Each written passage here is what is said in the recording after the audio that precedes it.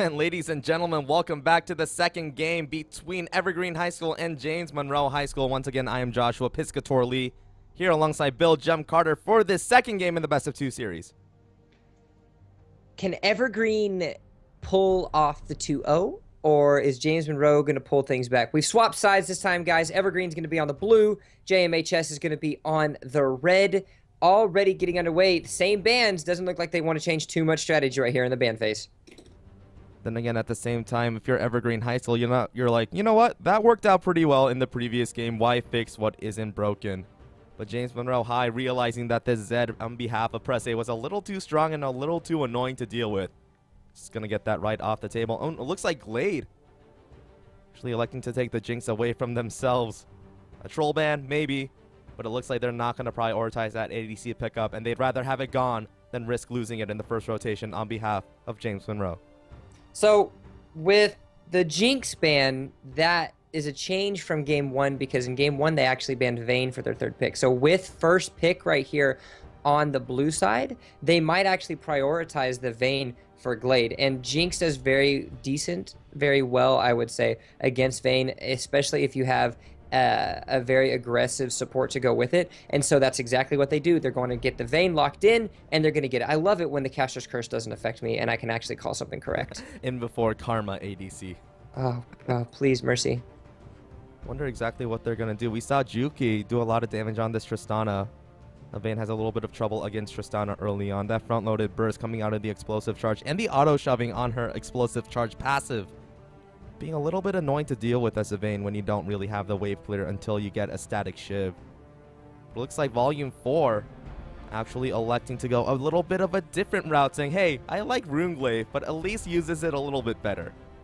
Yeah, I like the Elise pick right here. You know, one of the things I talked about right after that first game was that you need to find a different jungler that can either A, be a little bit more proactive, or B, just bring something else to the table. And that's what Elise does. You can build Elise with a little bit damage, kind of like what Volume 4 has been doing so far, but you can also create utility later on. You've got you've got a reduced cooldown on the cocoon, as well as an increased stun duration, and so that's going to prove successful if you can land the skill shot. Irelia, as well, is a much stronger pick in the top lane, because the mid-game power spike that it gives you is going to allow them to, you know, come back if they fall behind in the early game again. So I like both of these pickups right here by JMHS. This is going to be a very different situation that they have, because I want to see exactly what kind of team they go around this, because you can go for a mid-game power spike team, or you can actually just rely on the late game, or you can go from a much stronger aggressive early game if you decide to go something different, because they're going to have to find a way to lock down and get a hold of this Vayne, because we're not too sure how successful Glade is on a hyper carry like Vayne, who requires a lot of mechanical attention. But I'm just at a loss for words. My entire statement just got rocked right there. We have a Cassiopeia in this mid lane right now. Holy single target damage. In addition to the utility that Cassiopeia can offer through that very, very powerful ultimate. But right now it's all about, we're going to lock down one person at a time and delete you. Take our sweet time deleting you, one auto attack or one twin fang at a time. It's like Noto hovering that Veigar, saying, you know what, maybe I want to play that again, but hovering back and forth. Azir, a little bit nerfed, but still has his place in the meta. I agree. His ability to just control team fights around, and when you throw in the Sivir, the Sivir press R to win comp kind of is a little outdated, so teams aren't picking it as much, but it still finds a decent amount of success when you have an Azir and Aurelia into the mix. And it just does well. But it looks like actually Juki is going to go hyper carry for hyper carry, throw all in to match Glade's Vayne pick right there. Kalista is going to get locked in right here, and this is a lot right now that Evergreen has to think about, because are they going to play Protect the Vayne comp, or are they going to play the Dive comp? And it looks like they're actually going to play Protect the Vayne comp with the Gragas and Lulu pick getting locked in last. And to quickly answer a question, yes, the casters are reading the chat, and so if you have anything that pressing, we'll probably be able to answer that throughout the game. For Kalista Thresh, such a powerful bot lane combo. If this gets locked in, it's going to be pretty annoying for Evergreen to deal with, but it looks like, considering how immobile and dangerous Vayne and Cassiopeia are, Evergreen High School, I mean James Monroe High School rather, looking to pick up some point-and-click CC. Hard to miss a Nautilus ult. You have to have something to be able to just lock this Vayne down. You're not as worried about the Cassiopeia because you can find ways to get to her, but it's just the Vayne, the going invisible, the just dipping, dodging, you know, condemning, moving herself around is very difficult to get to. But when you have a point-and-click ultimate like you have on a Nautilus, as well as kind of an auto stun coming out of the Aurelia from Overthink, that's a lot of options that you can do. You mix that in with not only the ultimate from Kalista, but just the control-oriented style that Azir's kit is right now after the current nerfs and changes that he's had. This is a much stronger team, in my opinion, that JMHS has this time around. But if you look at it on the flip side, Evergreen has just a strong comp as well. They kind of are going back to the same things that they started doing in the past, but being a highly dedicated protect the Vayne composition is going to rely a lot on their team synergy. And something that we saw last game was that synergy wasn't always on point. Presse was known to just go in and try to do everything himself. So it's going to take a lot of, I guess, restraint from Presse to be able to sit back and allow Glade to be the one to carry this game through. So have Evergreen High School worked out the kinks in that little break that we had, or will James Monroe High School be able to use that little break and information to bounce right back to tie up the series 1-1? Ladies and gentlemen, you are watching the High School Star League. Evergreen High School versus James Monroe High School. Evergreen up 1-0 in the series. When we come back, we'll see if they can tie it up 1-1. Once again, a big shout out to all of our sponsors at Twitch, Newegg, Tespa, Loot Crate, Rockcat, MSI, and Jinx Apparel. Be sure to check us out at hsstarleague.com, in addition to all of our social media outlets, as you see on the screen right now. I am Joshua Piscator Lee, here alongside my co-caster, best friend, and I'm just going to stop it right there, Bill Jump Carter. We'll be right back. Don't go anywhere.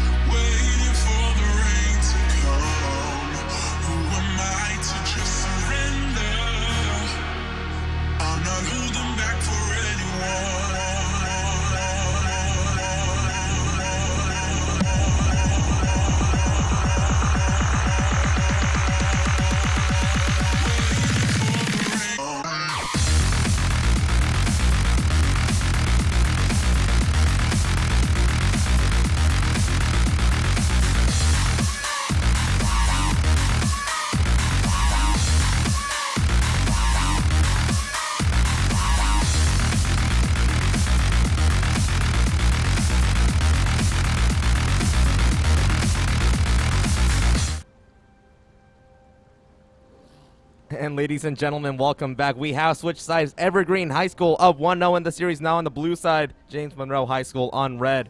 Introducing our players once again. On behalf of Evergreen, Bob the Great, 1-2-4 in the top lane. Give me Gangplank in the jungle. Press A in mid. Glade on ADC and Flogma on support.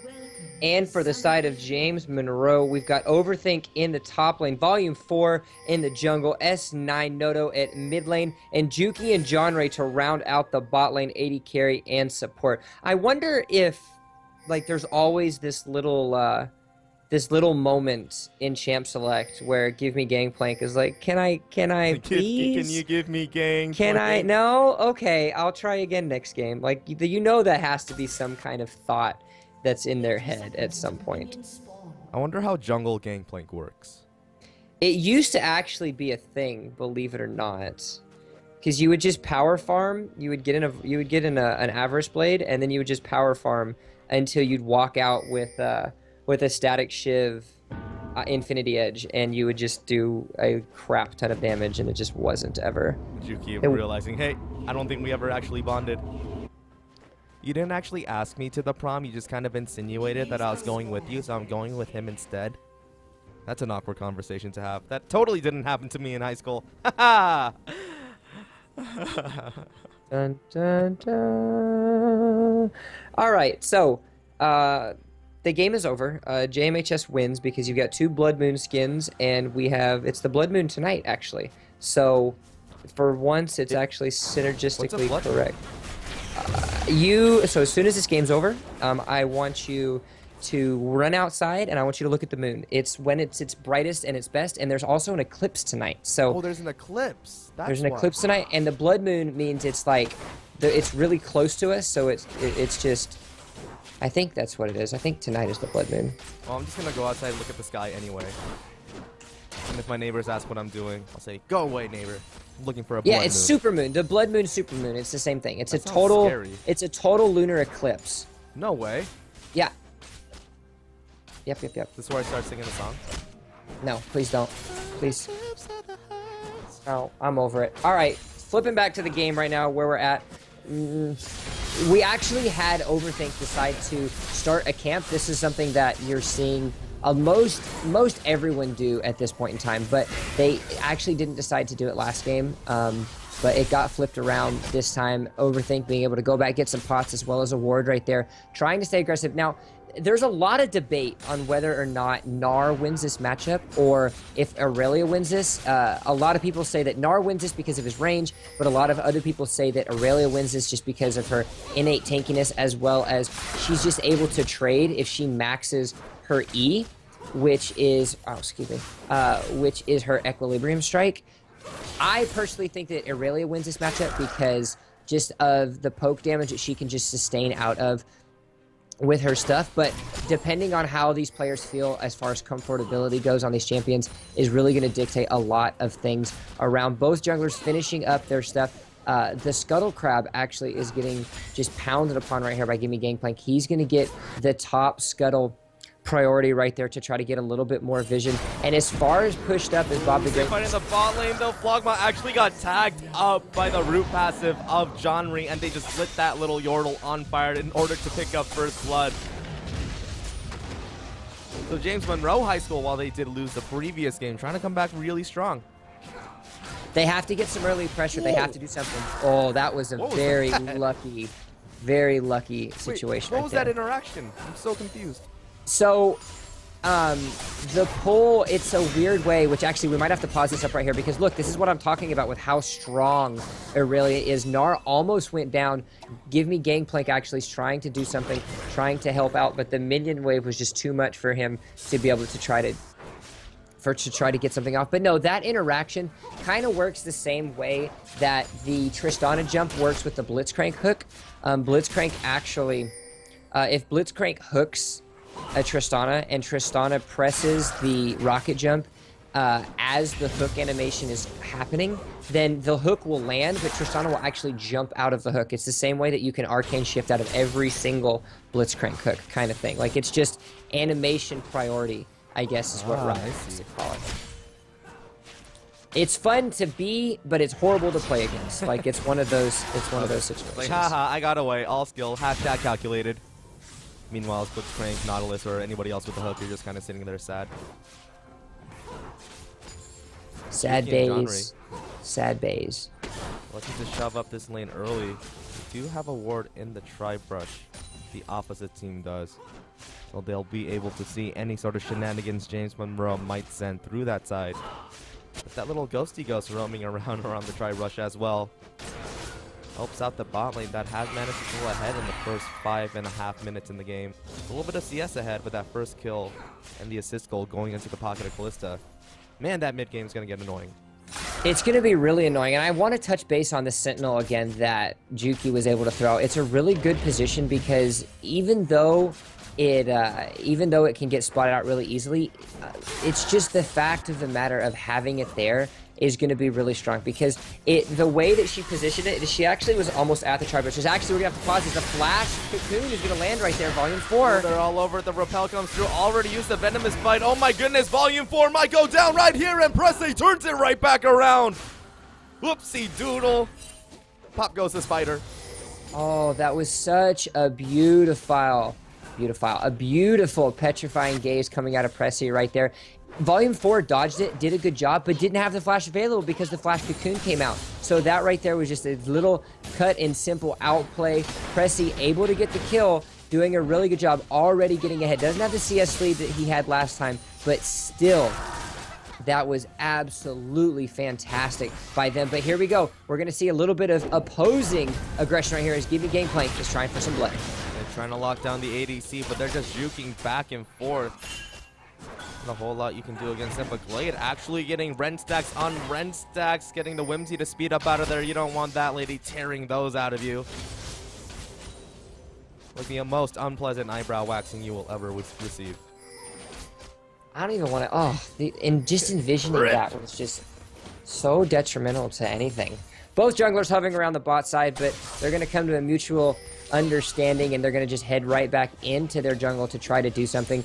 Give Me Gangplank is hovering around right here. He thinks that they might try to do something. He's only level 4, though. The item advantage is actually in favor of Volume 4 this game, as he's about 8 CS ahead. Yes, he's died once, but just having that extra time in the jungle is going to be really good. And this is going to be important because once Elise is able to hit level 6, which she just did, she's going to be able to have the extra damage as well as an extra spiderling. And so that's going to create a lot of extra pressure. The flash is not available, but the cocoon is still a very strong ability if landed, because since they did the increase of, instead of it being 0.75 second stun level 1, it's now 1.25 seconds stun level 1. So that extra half a second is going to be enough for any of the members of James Monroe to follow up and try to get some kind of pressure right here. And looking off to another side of the map right here, Bob the Great doing a really good job at out-pressuring everything, but it looks like actually the flash from Overway, just as I say that right there. Ooh, Transcendent Blade! Oh my god. Lands the last Sniperino for the Killerino.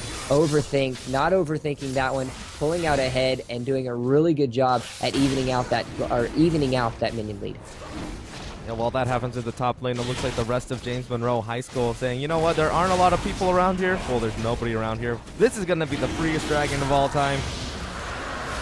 Not very often I see a Kalista Ren with like 20 stacks in a dragon, and it still has health left over.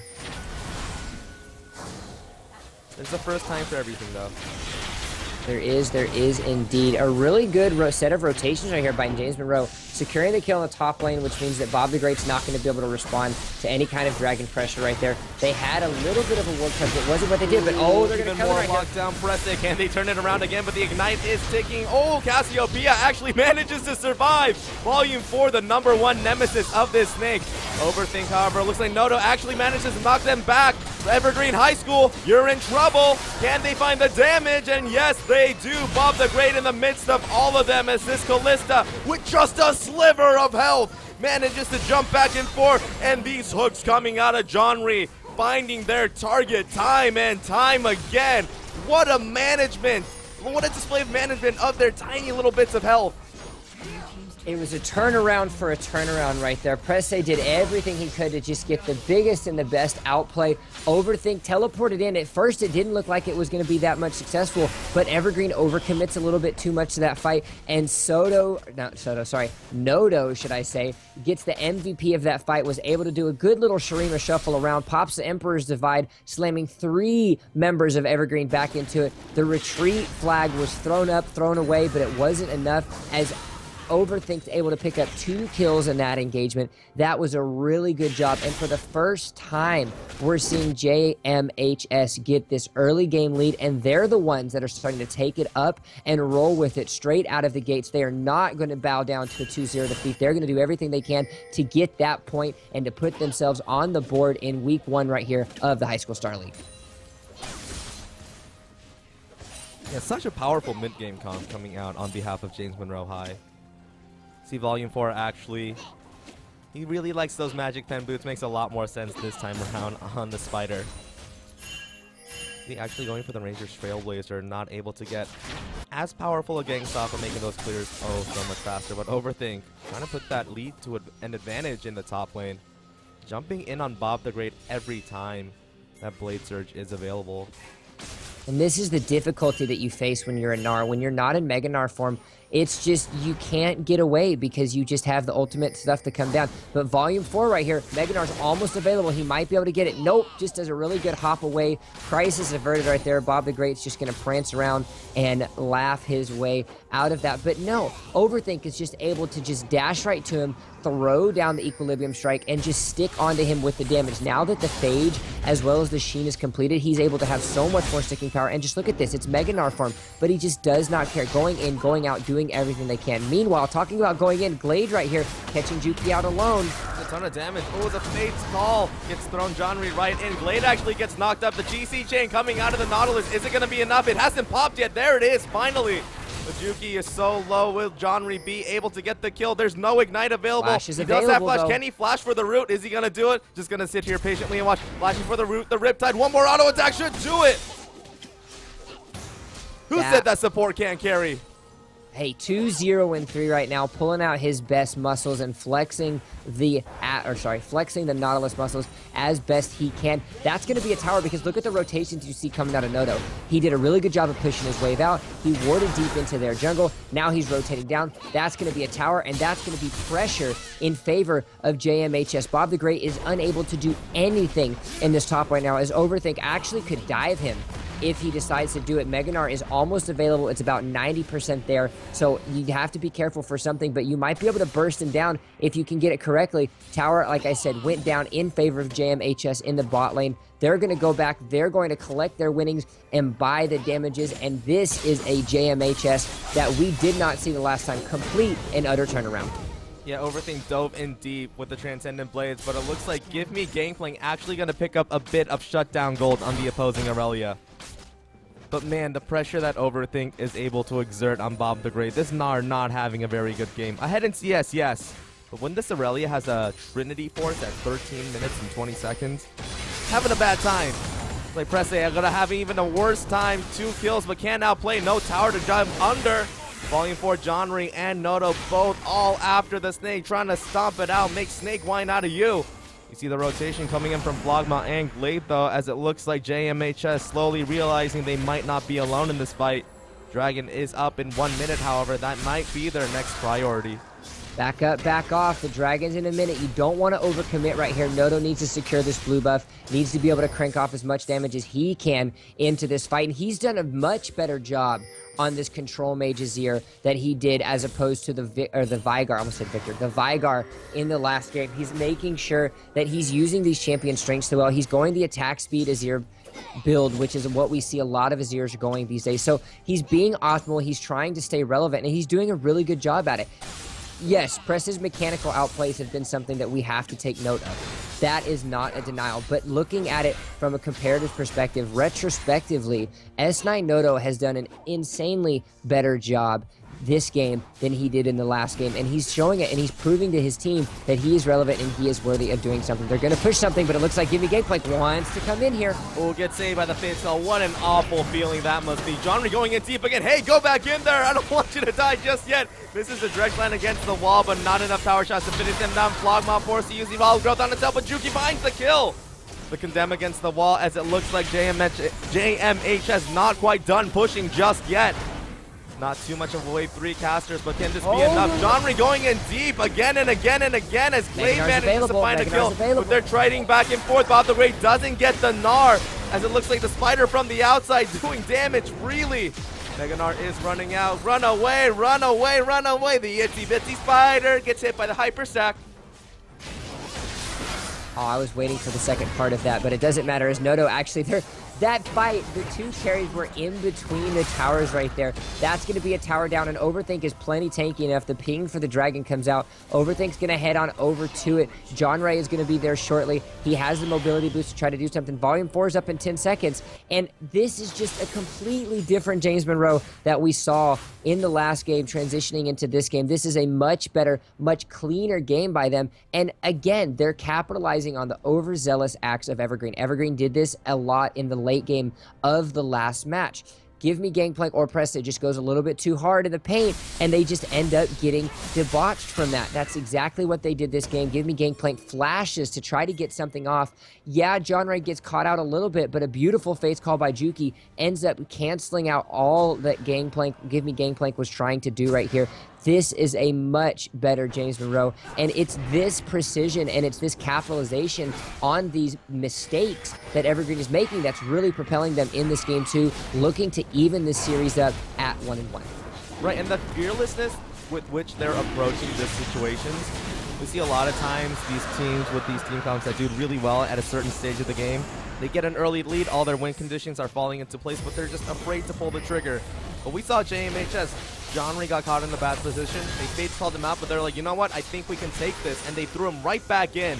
Sure, he went down, but the fact that they picked up a tower and the dragon on top of that, hashtag worth blowing up all over these players' Twitters.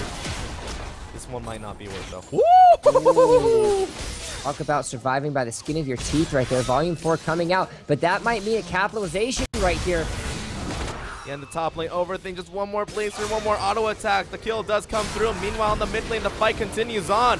Blade getting fed. This could be very useful for Evergreen High, but it looks like James Monroe still looking for kills. Flogma gets a glitter lance across the wall to slow down the pursuit. Just about 150 health, 200 health on Glade as she manages to make a clean escape.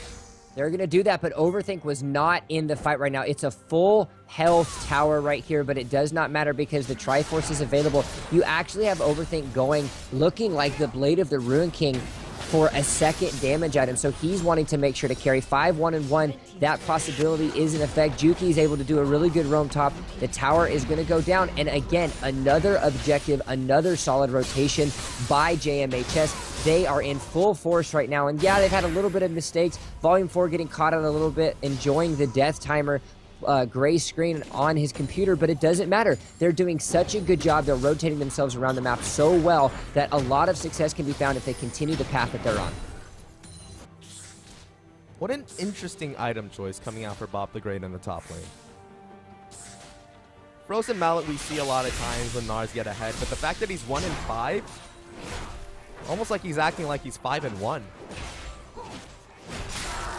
He's really wanting to carry himself around. And, you know, I can understand going Frozen Mallet over the Black Cleaver because it's more health, and one of the most successful things that you can do against an Aurelia in lane is just build a lot of health because the true damage from her W just allows you to do something like that. But still, it just, ooh, wow, yeah, that was close. Super low on mana. Otherwise, it looks like, no. Not as low on mana, just gonna come right in and shred them up. Glade and Juki, however, going 1v1. Vane's a good duelist, so Glade actually comes out on top of there. Volume 4 so low on health, forced to get out of there, but it looks like the TP comes in. Can they turn this around?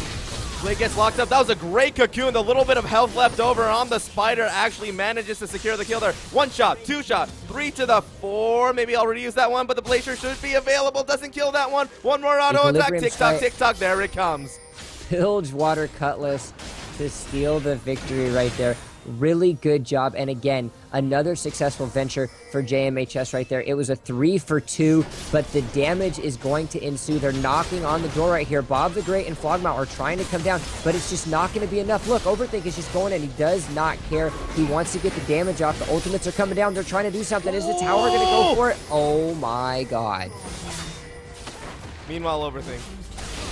Whoa, my god, did he juke it? The last auto attack from Lulu actually managed to find the kill there, and the shutdown gold going into the pocket of Give Me Gangplay, courtesy of Noto. Gonna help them out just a little bit more, but man, not even 20 minutes, or right at the 20-minute mark, we have a mid inhibitor turret down. That's a tricky one to get.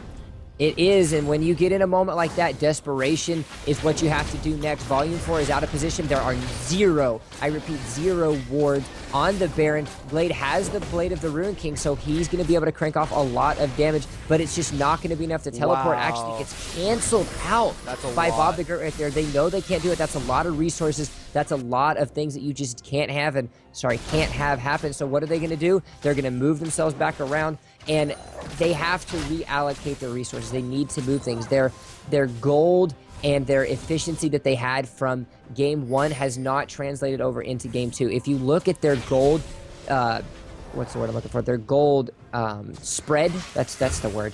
Gold spread that you see from last game to this game, all of their members except for the support are hovering between 6,000 and 7,000 gold. So instead of focusing all of their money to their mid and 80 carry, now it's just spread evenly across the board. And in some ways that's good, but when you have hyper carries, when you have champions that just do so much damage when they have the items, you need to be able to pump that gold there. And they aren't doing that right now. It's just not working out for them. And so what is JMHS going to do? They're going to knock on the door. They're going to pull the split push. They want that inhibitor. They want the pressure, and they want the game too. Ugh, this is a Ryliza Zero on top of that. As if his soldiers weren't obnoxious enough, the fact that they can stick on you for so much longer. And this mid inhibitor under fire, JMHS with such a massive gold and stat lead, and it being evenly distributed in a way where it's useful on everybody. I mean, even Volume 4, that one Neurotoxin junked down Presse so much, and even the volatile Spiderling forcing an early back from the Snake. And while it was risky for Evergreen High School to try out that Baron, JMHS has a little bit more tools, and Noto putting them to use. The Emperor's Divide back into them, and these two members should not be longer for this world. The Mega Gnar, they didn't even have time to get it off, as John Ree going forward yet time and time again to get these aggressive plays. But Presse actually gets a great petrifying gaze. They might be able to pick up a little bit of gold here, as it looks like they actually do manage to get a little bit for their efforts. Juki going full double lip into the enemy base, trying to tag out Presse tight, and rips it right out with the Ren. My goodness, chaos all over the base of Evergreen High School, but they're just constantly getting pushed in. No way. Okay, I was going to say. Almost a clean ace for them, but it looks like Juki's going to be able to keep his solid and sure 12 KDA right there.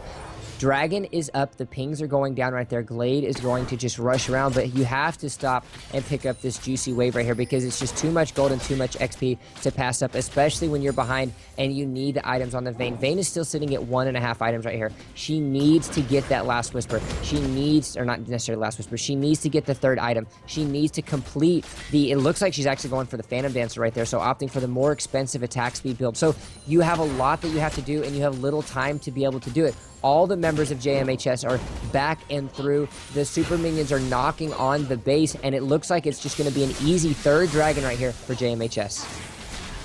Life has got to be good for James Monroe High School in sunny Southern California. Picking up 3 dragons, easy peasy lemon squeezy in the first 23 minutes and 40 seconds of the game. Having a mid inhibitor down. This mid-game power spike that we were talking so much about in the early game and even in Champ Select. We're even talking about it during the break. We're talking about these team comps, and you mentioned how strong JMHS is at skirmishing, and they've shown that so often here. They have. They've done it so well. The skirmish potential, and look at this. Bob the Great just gets knocked out. Another skirmish, another pick, another success, and JMHS is just showing everything that happens. Suns out, guns out, blood moon or no blood moon, it doesn't matter right here. The Baron is going to be theirs. There's nothing that Evergreen can do to contest this, and it's going to be a simple cut and dry Baron for them.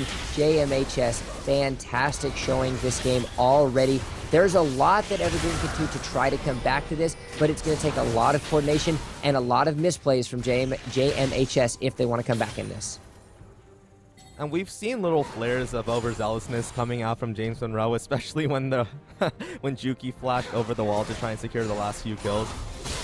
They do that enough times, it's definitely possible for Evergreen to pick up the gold that they need. Because there's still a lot of scaling potential left on Presse and Glade.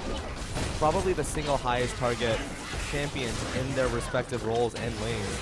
I mean, correct me if I'm wrong, but Vayne and Cassiopeia in the mid lane and in the ADC position in terms of single target damage, I don't think you really beat them. You really don't, and you have the team to protect them, but they're just falling apart to these picks and just this kind of early pressure skirmish that you saw from JMHS. They really took advantage of the Aurelia Trinity Force power spike and were able to just force the issue, and forcing the issue enough and winning those forces just allows your team to just get that much farther ahead. This Kalista is something we haven't really touched upon. 3-1-10, doing a fantastic job. Snodo, we touched on him, on how he's really turned himself around this game. 8-2-8, putting on the carry pants indeed and pushing his team to victory. Look at that poke damage that you see coming out. Wow. Juke as well, able to get something, but it looks like they're trying to make a stand. They're trying to do something. It might end up right here. Yeah, Presse. That zoning with the Rylai's Azir, it's so painful for Evergreen to try and get through. Like you said, when all these tanks are starting for gold, I mean, they can't absorb this damage. So great petrifying gaze, though. Can they turn this around right here? Evergreen, dead. There's a lot of damage. Presse trying to tag him down. Oh my goodness, that's 3 down on behalf of James Monroe. Monroe still alive, still doing a ton of damage. Bob the Great, can he build it? Bob the Builder, he goes down. Presse, however, they still have that mid lane with super minions to deal with. Does look like a lot of them are down. Oh, he goes right in for the triple. Can he pick up the Quadra? The Polymorph is down and the exhaust comes through as well. There's not a lot of damage coming out from this duo, though. He might try to turn it around for the Penta. Oh, baby, a Quadra. Can he get it? Come on. Can he get the Penta kill before my voice goes out? Actually manages to let it go, Elsa style. Nodo picks up the Quadra. Completely turned everything around. He rode on the back of his Azir turret, was able to take down one, and sat on the chain timers flawlessly right there. They're all spawned, they're doing something, but what they came for, he was able to get. He's got the empowered recall. He's able to open up the top lane inhibitor turrets, and that's going to bode so much success for JMHS right now. You were worried about how he would perform this game considering the way he did his Vygar, but he is doing his job and he is doing it well. 12, 2, and 8. Look at Blade just get deleted right there. There's nothing he can do. He's caught in a rough spot, so I don't know if he'll make it out alive considering the slow, but still, that's another one down. Another one bites the dust, and when the carry is gone, that's got a lot of opportunities. JMHS could still pull a push off of this. Volume 4 just one-shot Glade. It's not even a full damage Elise either. I mean, that's a Sunfire Cape, Leandre's Runeblade Elise. And when your champions that aren't even building full damage can just one-shot your carries like that, I mean, you know you're in a situation where you're not super happy with the way things are going. Their inhibitors have respawned, but it looks like the rest of JMH is going to march their way right through and just take them once again anyway. Genre trying to look for the game-ending push right here. There's so much getting burned to save him, but this Cassiopeia does go down. Overthink zoning them out. The inhibitor goes down. They might look to rotate this top, but Flogma goes in, gets deleted as well. This could be the game right here for Evergreen High School. JMH just gets the triple. Can we see the second Quadra attempt of the game? The Fountain quells that attempt. Excuse me, Gangplank just sitting in there. What can they do? Actually lures them back into the Fountain, but it looks like that is gonna be the ace for JMHS. My goodness. And with minions coming down, that might actually be the end of the game right there. Cassiopeia is up in about 5 seconds, but it doesn't matter. The rest is there. The doors are open, and JMHS has turned around a very disappointing performance in game 1. They did well, but then they threw, but then they came back, and look at this. Look at what they're able to do. It might actually get stalled out a little bit more. Oh, wow, I stand corrected. That's a lot of damage. Skirmishing inside the base. Volume 4 trying to get away, but Glade pops the Bork and pops the Spider. Inhibitor goes down, so, you know, that's about as successful as you can find. 11.3k gold. The fourth dragon is almost there with 15 seconds left remaining, and this is just a dominating showing by James Monroe. They are going to, from the looks of it right now, even this out and end the best of two, going, even with Evergreen and pushing them even further into a solid point at the end of week 1 going into the HSL standings. Oh, man. You know what we call that jump? What's that? We call that a caster's curse.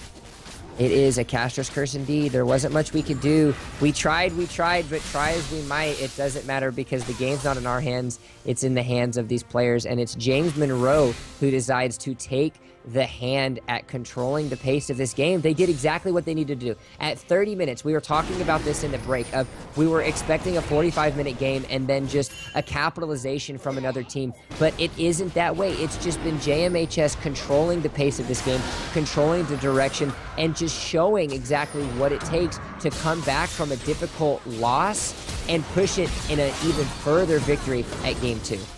And looks like this looking for the final push right here. So much getting burned by Evergreen High School to try and make their last escape. But Overthink just on the back lane. They're taking so long to delete them, and now that the rest of the team has caught up, probably not going to be longer for this world. Lee does pick up a couple though, but Noda just bops Gangplank right back into the tower. All those Ren stacks, rips it right out of him, gives him some,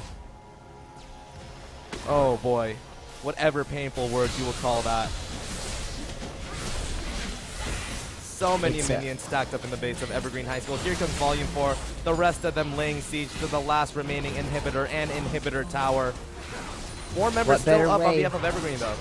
What better way to win than to win in style and get every single tower and do as much as you can? The damage from Juki is just going to prove too much. The minions are knocking on the base. They might try to end this right here. I don't know how much that Glade can try to combat this. It looks like they might just finish it off and win this game. Yeah, especially with the TP.